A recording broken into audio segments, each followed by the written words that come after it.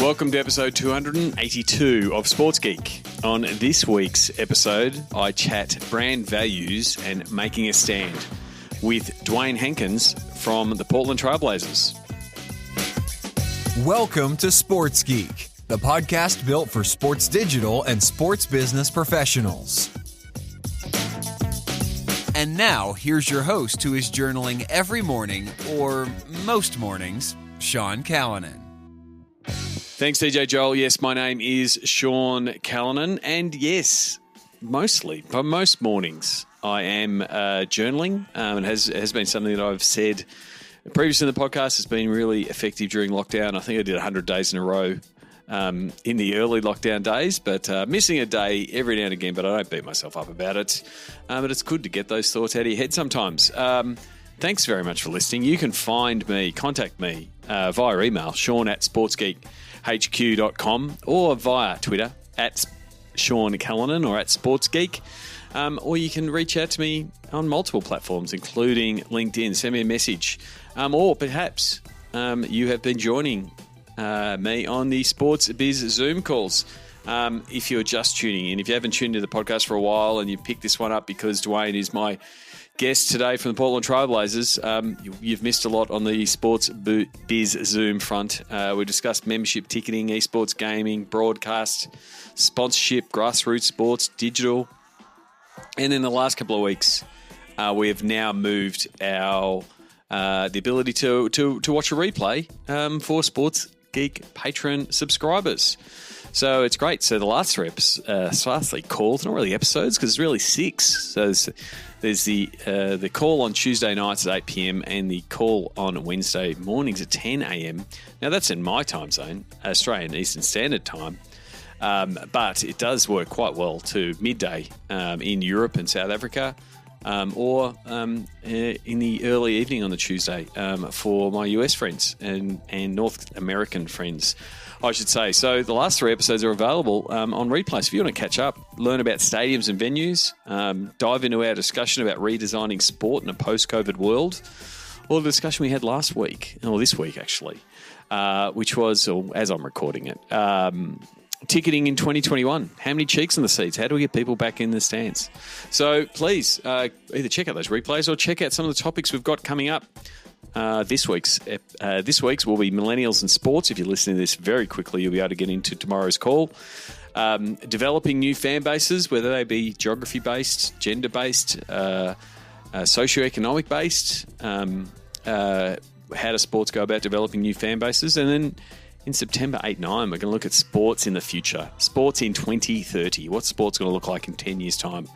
It's been great to have different people join the call. We've had people from Toronto Blue Jays, New York Giants, Cricket Australia, South African Rugby, South East Melbourne Phoenix, Basketball Australia, Sydney Kings, Melbourne United, Collingwood FC, St Kilda FC, the SCG, the Boston Red Sox, Brisbane Lions. It really has been terrific to get so much support from a bunch of different people, and I'm assuming a lot of you also listen to the podcast, so thank you very much. And also thank you very much to the Patreons that have come on board. Had a lot come on board, especially since we've started the Sports Biz Zoom replays. A quick shout out, Darren Anderson, thank you for signing up. Colin Kelly, former podcast guest, great to have you on board and appreciate you signing up. Akil Baskar, thank you very much for signing up as a patron. Hugo from FlyFan have signed up as a startup supporter. So Hugo, thank you very much. You can see FlyFan's logo in these show notes and in all show notes. And also Sarah Stocks from Team Mo. Go and check out Team Mo. Team Mo is also a startup supporter, so check out Team Mo in the show notes. Why might you do it? It helps pay for the costs of producing the podcast, running the Zoom calls, and just supports all the work that we're doing in supporting the sports business world. You can do it personally as a personal supporter, a Zoom supporter, a startup supporter like Hugo and Sarah, or a silver or gold supporter. So please check it out, sportsgeekhq.com/Patreon. But let's get into my chat with Dewayne Hankins from the Portland Trailblazers. We explained that this episode was meant to happen a little bit earlier, but it got delayed. but we got back on track. Here's my chat with Dewayne.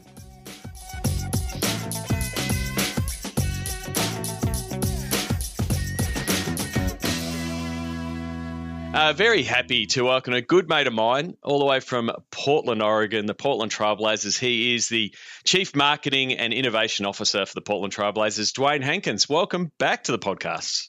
It's great to be back and great to see you, man. It's been a while. How's everything going? It's going well. It's going well, and it has been a while. I think we actually had this podcast scheduled like way back in the olden days. When COVID hit and the NBA shut down. So we will get into that. So thank you very much for rescheduling. We will get to that because we can't have a conversation without talking about some of those big issues. But you were one of my first guests way back when the podcast was clipping different radio interviews, and we had a short chat there about your time when I was on ABC Grandstand. So I want to go back. How did you get your break into sports? Wow. So I went to school for computer engineering in Ames and Iowa State University, and I lasted about a semester, maybe a little longer, before I changed to journalism. And for 3 years at college after that, I had no idea what I wanted to do. But then I started looking up the opportunity to work in sports. And it was really interesting. I was never good enough at any sport at all to perform in them in any way. But I loved sports, and I grew up with the Michael Jordan Bulls, and watching The Last Dance this summer was exactly sort of my era. Yep. And that's how I fell in love with sports. And the idea that you could work in sports, again, didn't strike me until I was ready to graduate from college. So it was kind of just in the nick of time. And, I got an internship with a minor league baseball team in the Chicago suburbs, King County Cougars, which led to another internship, this time with the Marlins. And then, I eventually hitched my wagon in Minnesota with the Wild. And that's really where I had my first opportunity to do things. And I kind of saw at the time with the Wild this opportunity that was really growing to do more in the digital landscape. This will show my age, but, that was when MySpace and Facebook and Twitter and those things started really taking off. And what was interesting about that time was that you really were able to just all of a sudden, subscribe or follow or like all these different either teams or personalities. I remember at that time, even like following your account and being like, oh, this guy knows what's going on, or like Shane Harmon or other folks. And that's how we met, and that's how you met other people and you learned about the business. And I think in following all the teams at the time, it was pretty clear to me that they were giving the keys to their PR departments and saying, here, you guys run with this. Like, this seems like a really good place to blast our press releases. And every team was doing that. And then that opportunity with the Wild led to working with the Kings. And at the Kings, my mentor and my still boss, and at the Blazers now, Chris McGowan, I had these ideas, and we had these ideas about doing things differently. And, one thing led to another. And that's how we ended up on your first episode of the podcast. And it's changed a lot in the 7 years since then. So in the 7 years since then, I'm now with the Blazers overseeing marketing and innovation for the team, still working for Chris McGowan, who I really appreciate as a mentor and as a leader and as someone who understands this space, because I still think a lot of teams deal with a lot of challenges in that area that I'm lucky and fortunate to not have to deal with. So in my current role, I manage, again, all the fan facing elements of our outfit. So I'm going to stop you there, because you're going, this is my episode. You're going far too quickly. There's so much more I want to mine there. But that is fine. Didn't mean to cut you, because I just even just the titles that you did hold, at Minnesota Wild of Web and Creative Services, that didn't even have digital in the name. It's right up there with Jeremy McPeak's title that he had. Webmaster was one of my favorites, because you were in that space where you were like updating MySpace, but just being, can you be the guys that update the website? And then digital started to become more in play. Digital strategy started becoming a thing, and then as you're now at Portland, marketing and digital were mashed together in both in your role as VP of marketing and digital. Like that transition from the digital guys are updating the website and social, and that's what they're doing, and melding that the marketing efforts and digital. Like, how important was that, in your role in Portland to have those two together and working those hand in hand? Because early on, like digital, there was friction between digital and different departments because everyone was still trying to control different pieces. How important and how much easier it is to sort of bring those two together? Yeah, that's a really good question, Sean. I mean, for me, I think, again, I give a lot of credit to Chris here, but he saw digital as the future of marketing. And so in his mind, if you knew digital, then you could learn the marketing piece.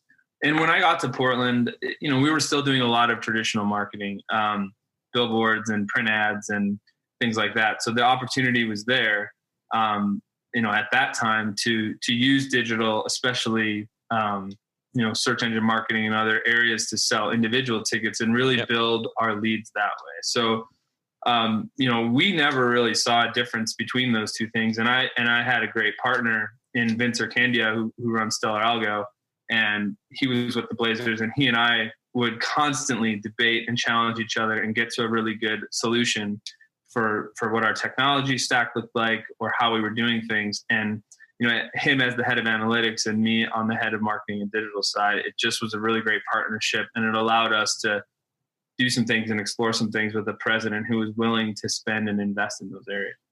Yep. And then the other part, which is another sort of traditional area, was broadcast, which also came into your remit, which again is not standard, because normally the broadcast guys are over there, they're doing their thing, and they're like, here you go, digital guys, you can have this stuff and clip it up and send it wherever you want. Again, how did that change, I guess, how the broadcast was, and then where the broadcast went, and I guess the product of the broadcast, how did that transform with it being under, I guess, your remit and your team's remit? Yeah, another great question. So in the American sports, a lot of the time the broadcast lead at a team doesn't necessarily do much besides interface with the RSN and have that relationship. We're one of the few teams that does our own production and our own broadcast internally. And so while we're distributed by NBC Sports Northwest, our broadcast is internal. So our graphics, our production, everything is done, looks like our own home show. We sell the advertising for the TV spots and all of that. And so what that really allowed is the ability to do just a lot of different things. Whether it was changing or updating graphics, being really intentional about the things we're promoting on our broadcast, bringing in digital where and when we thought we could. And again, Chris just saw that there was this opportunity and ability to do that. And so we've really tried to create a very digital friendly broadcast in the way that we can. Now, I mean, a lot of the stuff is still challenging based on how distribution agreements are written up and RSN agreements are done. We're still very linear in our approach. We do have Blazers Pass, which is a 15-game over-the-top package, which I think is pretty unique to teams. And that was really designed to allow fans without a cable package to get, usually the 15 best games of the regular season. So. Yep. And was there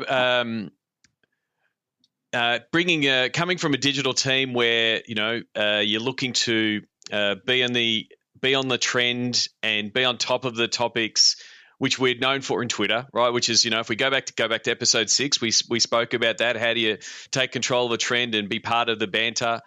That agile nature of your digital team and training a digital team to be able to respond to those things, were you able to take some of that to broadcast?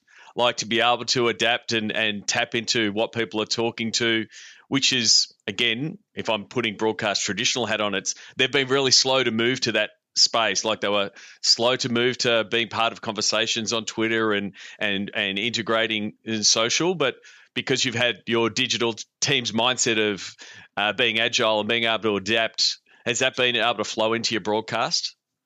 Yes, for sure. And I have to give, there's so much credit to be given to who allows that to happen. And it starts with Jeff Curtin, who runs our broadcast team and understood very early on that stuff was going to be important and didn't create a wall for us to have to climb over to get that done. It includes Brooke Olsendam, our courtside reporter, who, she definitely has a lot of the traditional duties of a courtside reporter, but she's also very in tune with the players on the social media side. We often promote or highlight things that they're posting on their own social media feeds.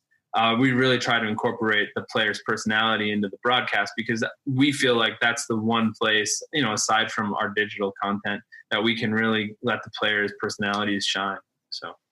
So one of the things you hear a lot at conferences, I don't know if you remember conferences, they were things where we'd all get together and talk about stuff like they used to happen in the olden days. But one of the things you hear at conferences a lot is, you're putting the fans at the center of your strategy. Like it's a common phrase that you'll hear on a panel at different conferences. Talk about the Blazers fans and how you shape what you do around what they are specifically. Yeah, for sure. When I got this job in April of 2013, I had never worked in the NBA and had never been to Portland.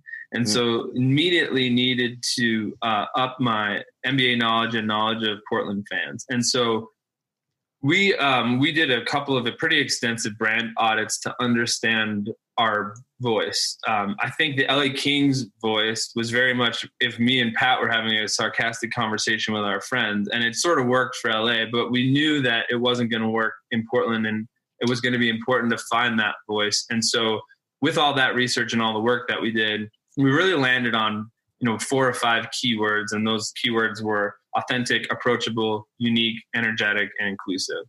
And that's our brand in sort of 5 words. And, I think a lot of teams may be able to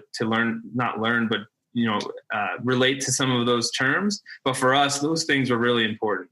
And anytime, even to this day, if we can check 3 or 4 of those boxes, it's usually going to be something that's going to be a hit. I mean, Portland is weird. It's just one of those things. Yep. So we embrace that. It's authentic. Like our fans, we have some superstars on our team for sure, but Portland fans are all about the team. And so how do we reflect the team?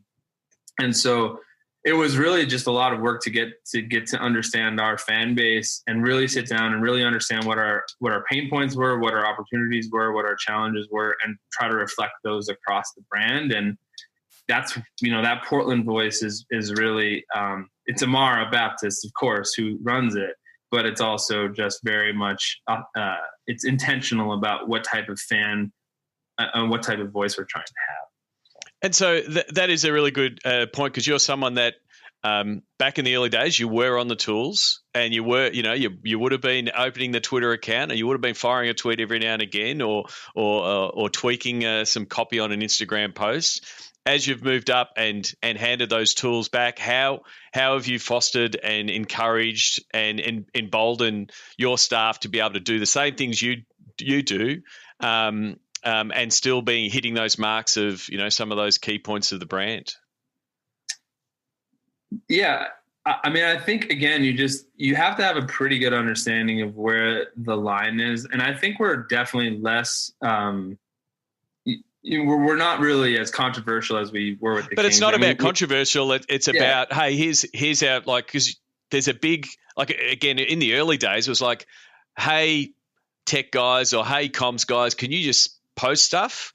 And now you're saying, here is our voice. You are the voice of the Blazers, and we wanted to have all of these things that what our brand is. Like, that's a bit, it can be seen as a big responsibility, and how do you help shape that so the person that is doing it does hit those marks?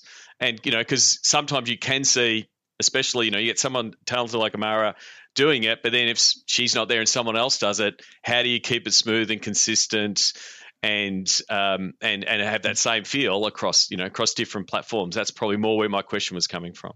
Got it. Yeah. And I think, all of our employees, especially on the marketing side, they go through the brand audit and the brand work that we've done when they start the job. Because Yep. In Amara's role, yeah, of course, she's key. She has the keyboard and she's sending the stuff.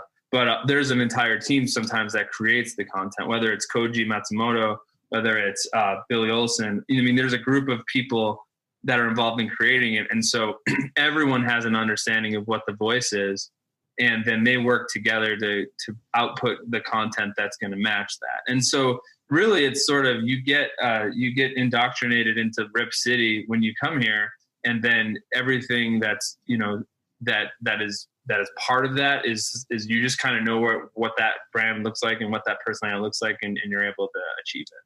So it just becomes that sort of group think when you're working on different campaigns or workshopping different things, or bouncing back ideas backwards and forwards on what this content's going to look like, or how are you going to do this billboard, or what this TVC is. That's the way to sort of get that voice. So a billboard matches a tweet effectively. Yeah, I mean, our head of creative services, he runs a meeting based on the Pixar meetings called the Brain Trust, and it's a group of people that get together from all walks of the organization, and they bring up ideas, and they're very very open and intentional and honest about what ideas are good and what ideas are bad and what makes sense for us and what doesn't, and they get a lot of great content coming out of those meetings. So it's just, you have to be able to understand and realize that it's not based on title who's going to have the good ideas. In fact, the best ideas can sometimes come from the people on the front lines, and then no one has any ego about where those ideas come from, because at the end of the day, it comes out on the team account and it's about the team. Yeah. So. And I think that team mentality is really important, because I have seen super talented people with the great thumbs that can do it, that then go, I'm moving on to some other opportunity. And you're like, hang on, what happened to that account? The whole, and you realize it was really the talent piece, which again is absolutely vital. But if you can't have, a next man up type of, or next woman up type of mentality, it can make, the length of the brand and building on the brand a little bit harder. Yeah. And again, you make sure you hire really great people that are in a lot of ways irreplaceable, but it's about the brand and not the person. And so should they move on or have a different opportunity? Or, again, I've been in that role. It's a grind. I mean, it's 24 hours, 7 days a week, depending on what happens. And you're constantly updating and refreshing your feed. And you can only do that for so long before you have to hand the keys to someone else. So. Definitely. So recently, you added Innovation Officer to your title. What does that mean? Yeah, so for us, that means it's good timing with all the things going on, although this happened before then. It really means that in addition to, overseeing the marketing and the digital piece, it's where our business goes from here. The NBA made Amy Brooks the Chief Innovation Officer, and they have asked the teams to take a harder look at innovation and push on innovation. So we're doing that. And that, again, that means what sort of new types of projects, new streams of revenue, new ways to find fans. Those are all the projects that our team is focused on. There's a very talented woman that works for me, Krista Stout, and she oversees that group, the innovation group, as well as our social responsibility group. And so, she's on the committee that the NBA has, which is 6 or 7 teams, and sits on that committee. And they're talking constantly these days about, barriers that can come down, walls that can come down to help drive and create new revenue streams. And it's going to be really, really important for us moving forward. And, we've always had a really good relationship with our IT team and our technology group. And this group does not report to me, but we have, it allows us to be in lockstep with them as we look to create our marketing technology stacks and do things to better personalize our marketing to our fans. So you mentioned it, like you've been in that role since, October, and it's been a focus since then. Is innovation harder during a pandemic, or is it like absolutely necessary during a pandemic? Or is it just happening because you're doing so many different things and changing processes that it's almost innovation by accident? Yeah, it's easier, if anything, because it's forced our hand in a lot of ways, right? We never would have thought we would have need to have virtual fans at games, and now here we are, filling seats for virtual fans. So it's not. I hesitate to use the word exciting because we're in the middle of a pandemic. It's not exciting, but it is stimulating and it's interesting, and we have a lot of work to do. And it's creating. If you're creative and you have great ideas and you have you're the kind of person that likes things to be new and different and fresh. Like, this is the time to be in the league, because we're being forced pretty rapidly to change the way we're doing things. And it's not just our industry. I was talking to some other folks, and I always talk about, when Apple comes out with a new system update, I'm always thinking, okay, well, they're doing notifications different. They're doing location. Like, how are we going to market and do this? And this pandemic has been like a software update for the world. Yeah, no, it has. We're sitting here thinking, okay, more people are up shopping online. More people are ordering groceries this way. So how is this going to change us when we eventually come back to having fans in our building? One small example of that is, okay, why do we have to stand in line to order food? Why can't we order food from our phone and just go pick it up? Like, why is there any of this? So it's really making us think through every journey that a fan has in their game day experience to make it not only safer, but how can it just be easier? And so, that's what we're working through right now. Yeah, because we have got fans that have already got changed behaviours and will have changed behaviours. But the other part, and I take your point, exciting is the wrong word, but there are things that are being forced upon us, like virtual fans, that you just wouldn't have considered because you were like, we've got to fill the rose garden. Like, that's your focus. We're going to get the cheeks and the seats. Right. And now it's like, oh, well, how about we focus on the fans that aren't in the stands? Well, what can we do with them? It's like, well, some of the innovations and some of the things that get rolled out now don't need to go away. Like, the idea of these virtual fans, well, why wouldn't that still continue when you come back and you have different fans from around the world being part of it? I did want to touch on something. How much do you think Paul Allen's legacy helps drive innovation for the Blazers? It's 110%. Paul was no disrespect to anywhere else I've ever been, but the Blazers were his passion, and he was an innovator at heart, and he always was asking the right questions and pushing us to innovate and be different and change and even push the NBA on their league rules. And Jody's the same way. Jody's been the same way. She wants us to push the envelope and be different and try things and change. And it really, really is built into our DNA as an organization to do this sort of stuff, which again, I just feel so lucky. I talk to a lot of other teams who struggle with getting the resources or getting the buy-in. And, so much of what we're able to do is not because of, me or anyone on my team, but it's the runway that we've been allowed by ownership and by our president to go out and do different new things. Definitely. So we've touched on it a few times. Obviously, we rescheduled this conversation. I think I got the message, sorry, dude, got to reschedule, got a meeting, with the NBA. I think something's happening. I'm like, okay. Take us back to, the NBA is in mid-season. You're in that regular beats and regular rhythm of there's a game and then there's a travel day and then the guys that got a home game, then they're on the road. The NBA decides to shut down with, take us through those first couple of weeks or those first couple of days of what you were doing as a team, trying to figure out, what is next. It would have been a crazy time. Yeah, it's so funny. I will never forget March 11th, the day that the Rudy Gobert had tested positive and the NBA season was put on pause. But it really bubbled up to that, right? I mean, we were at the end of February, we were sitting here wondering how we were going to tackle this and what we were going to do to get our arena clean and make fans feel safe. And we had a home game a couple of days before that, and the no-show rate was one of the highest no-show rates that we'd ever seen in a game. Yeah. And it was starting to feel like, okay, people are feeling a little less confident coming. And I was at work that day on March 11th, and we did not have a game, but the OKC game was about to start, and they were playing Utah.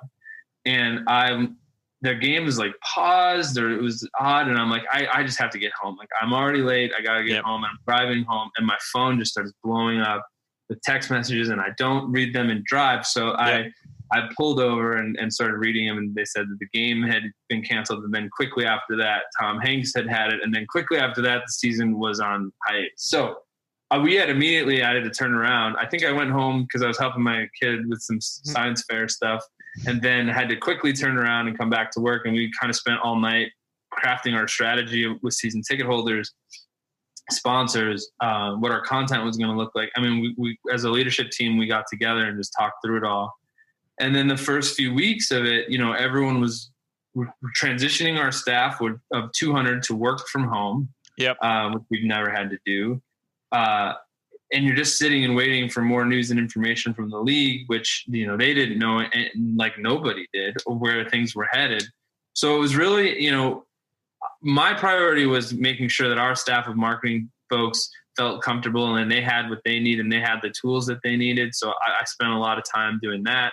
We did throwback broadcasts, as all teams did, to try to keep folks engaged. But it was really like, we need to communicate with our fans and our season ticket holders and help them understand that we're here for them no matter what they're going through. And we're going to be transparent and upfront about everything, that we're not going to try to pull one over them. And so that was really the priority. And at the time, we have a really talented corporate communications leader now, but at the time we didn't. So I was jumping in and helping out with that as well. So it all feels like a bit of a whirlwind. And I will never forget how that day, for sure. I mean, I can imagine, and then there's me saying, "Hey, let's do a podcast." You're like, "Go away."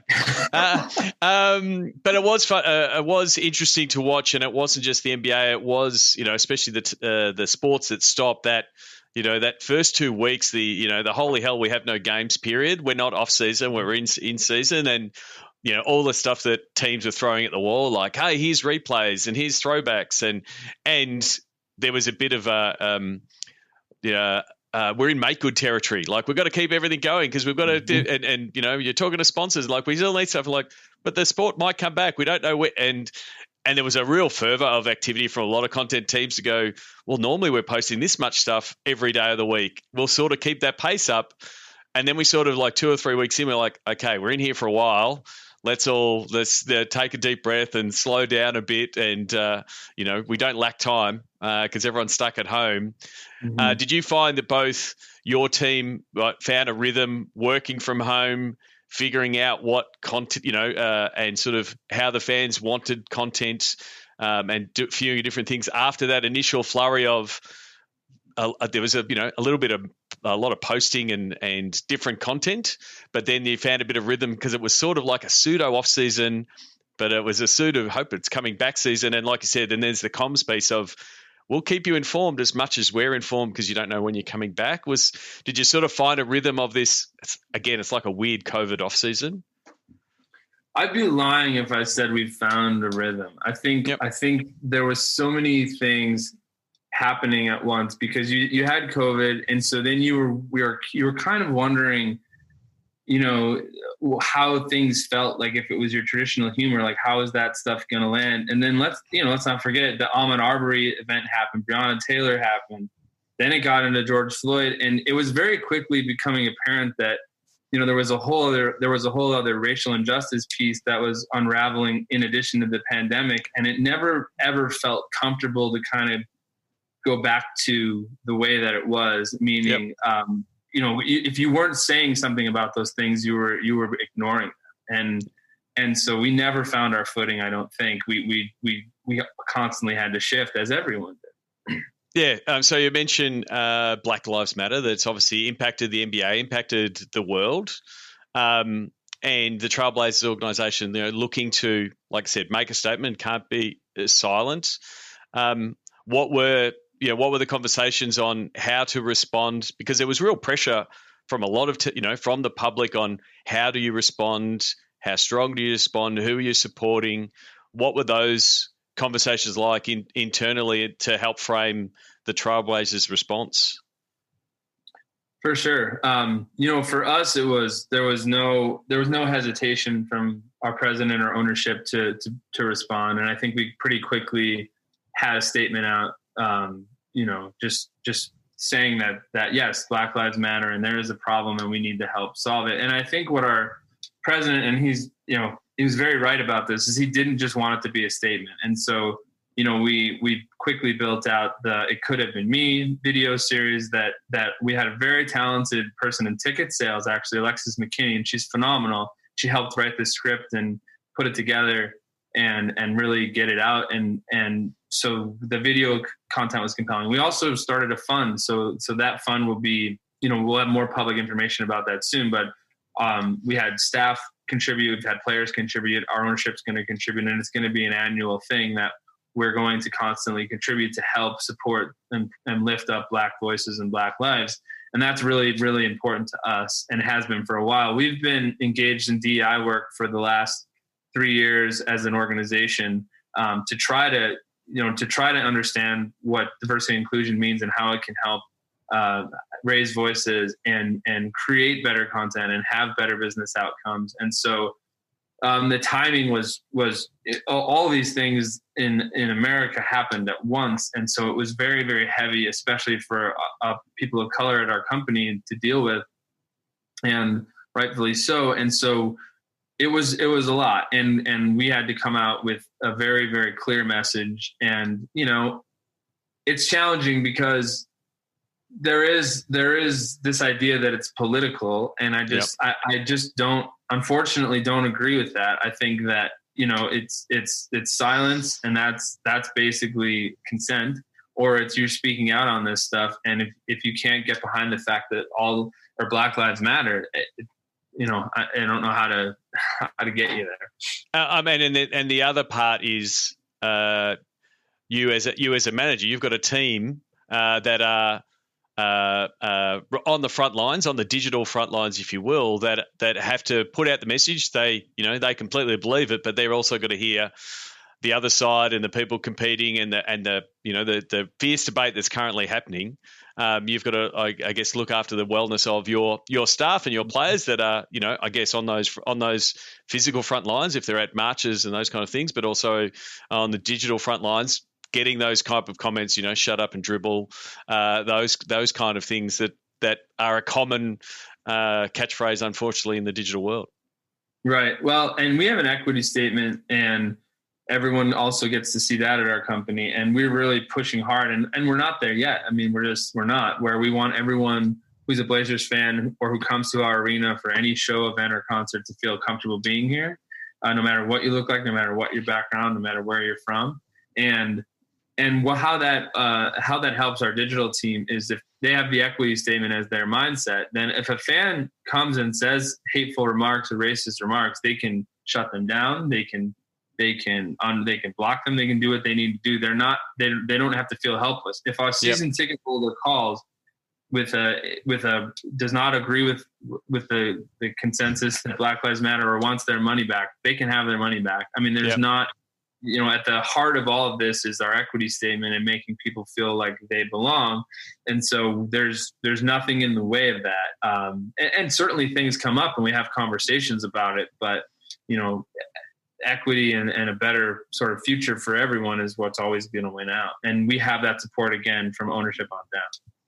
So we're recording this a couple of days after the NBA has kicked back off in the bubble in Orlando.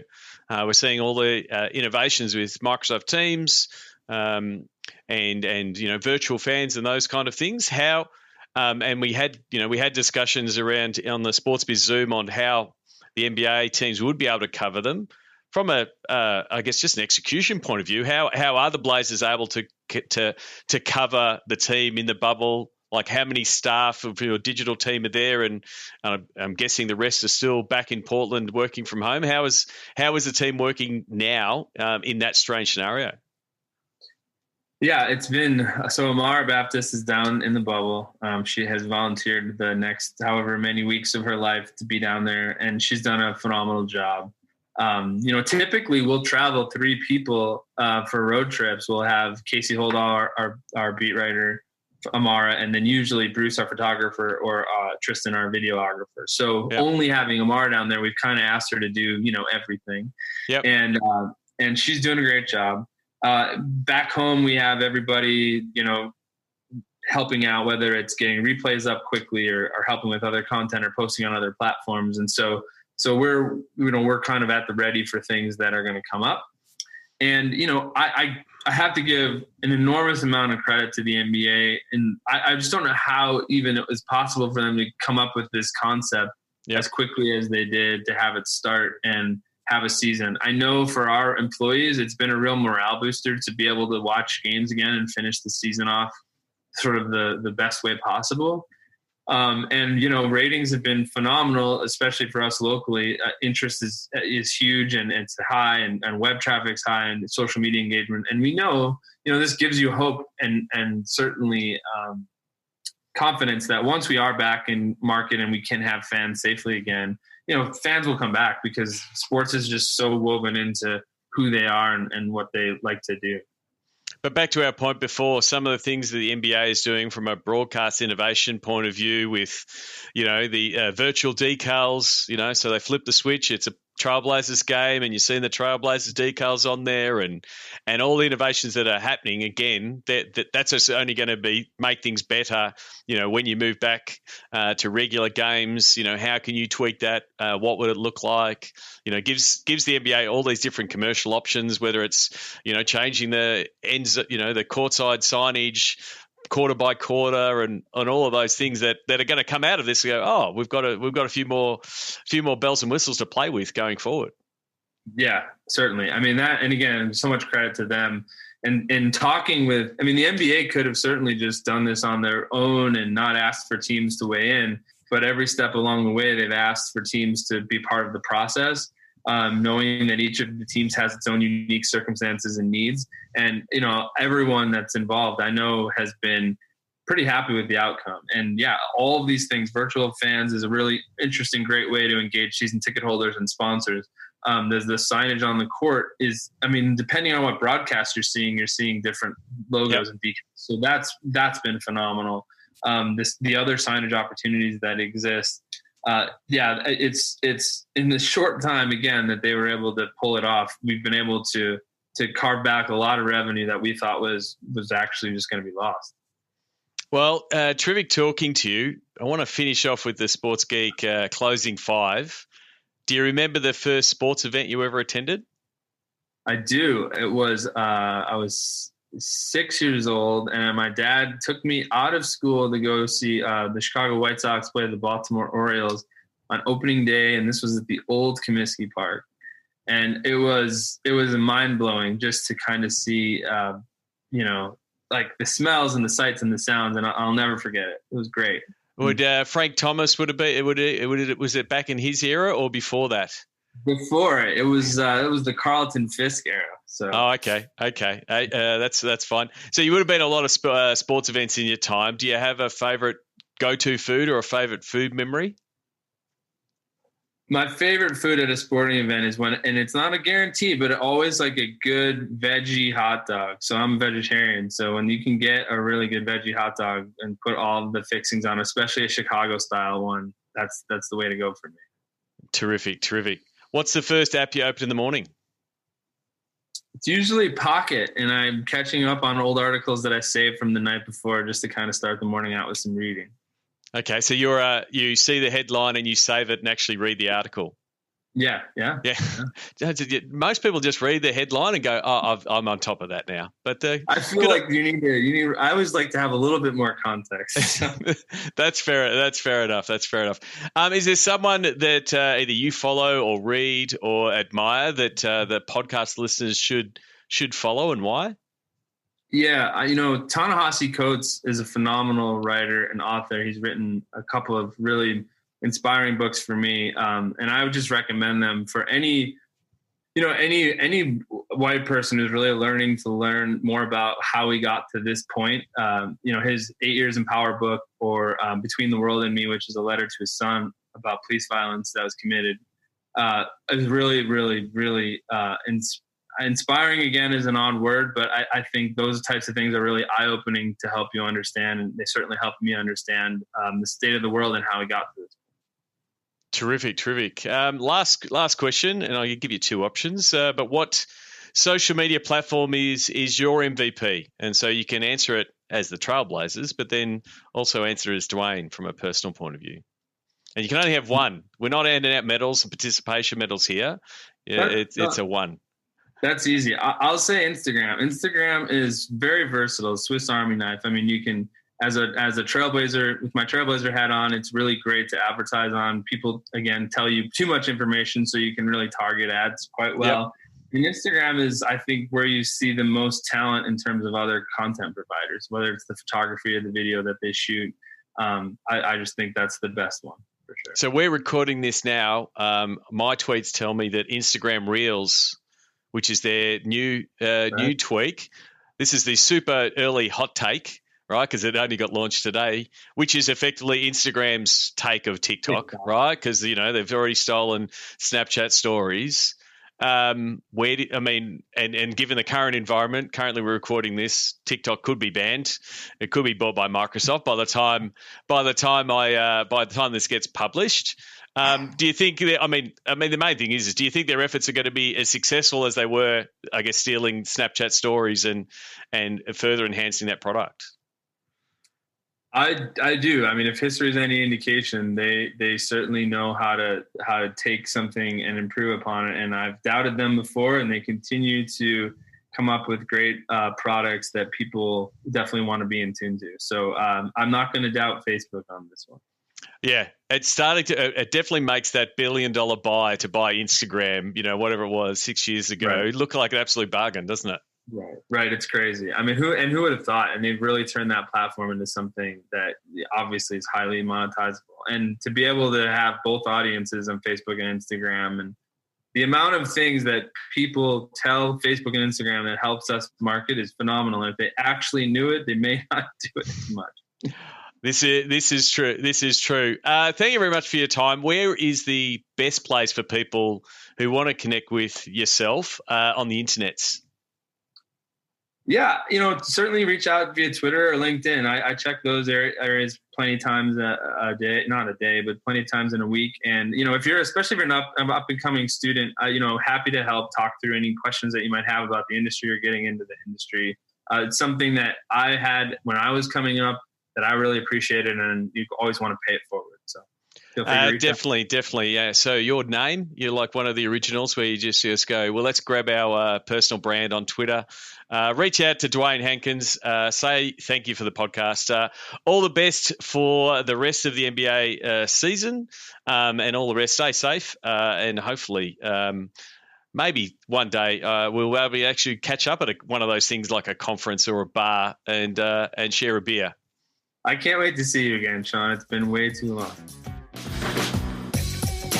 Find out more about Sports Geek's Digital to Dollars process at digitaltodollars.com.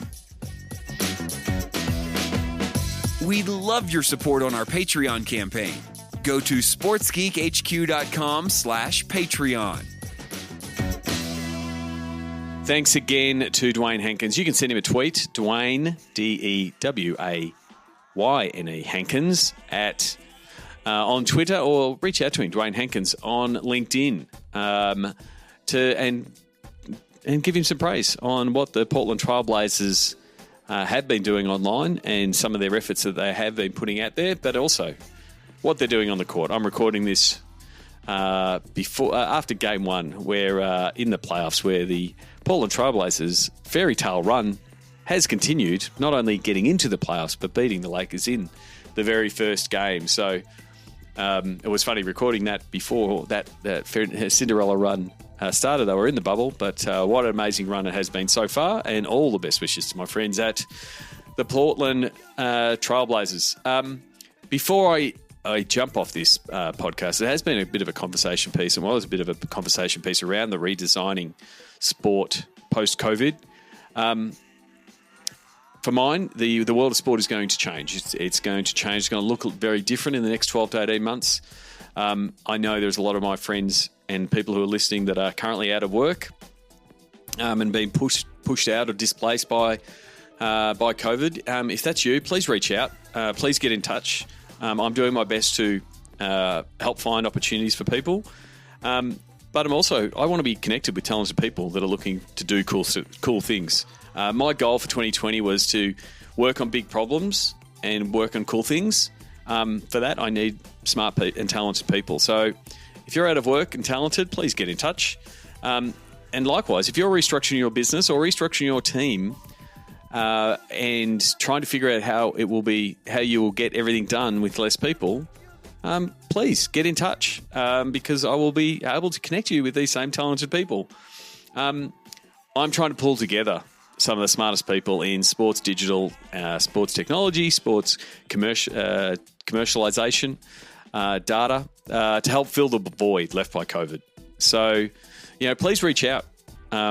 Very much, and one thing we have got a lot of is time. We're happy to have a chat to figure out how we can help you across digital, commercial, content production, marketing, ticket sales campaigns, sponsorship campaigns, because I'm really excited about some of the opportunities in some of the people I've been talking to and connecting where we can tackle some of those projects.